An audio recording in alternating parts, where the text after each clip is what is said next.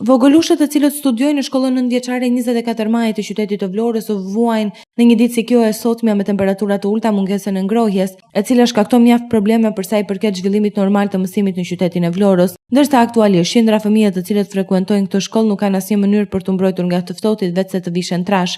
Në shumë klasa ka rezistencë të blerë nga vetë nxënësit me kontribut vullnetar, ndërsa në të tjera ngrohja mungon.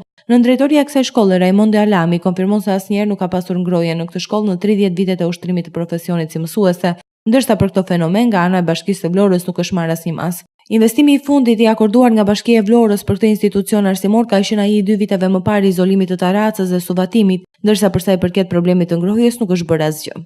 Ngrohje qendrore, të paktën për 30 vjet që unë jam mësuese nuk ka ekzistuar asnjëherë, të paktën me sa mbaj mendun.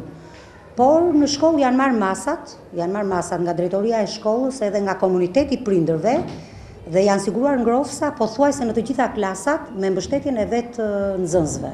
Kjo kuptohet gjithmonë e mbështetur nga komuniteti i prindërve. Sidomos është këmbgulur në ngrohjen e klasave për ciklin e ullët, sepse duke qenë edhe nxënësit janë më të vegjël, kuptohet që është e vështirë ngrohja me ngrohësa, sepse është edhe e rrezikshme për nxënësit. Investim për ngrohje nuk është bërë vetëm një rikonstruksion i pjesëshëm i godinës, pasi kati tret rridh pikon te Taraca, është bërë izolimi i Taracës. Ky është një rast i përsëritur në shumë prej shkollave të qytetit ku problematika e ngrohjes së pengon dhe zhvillimi normal të orëve mësimore, ndërsa ende asnjë mas konkrete nga Bashkia e Vlorës për të gjetur një zgjidhje për këtë problem.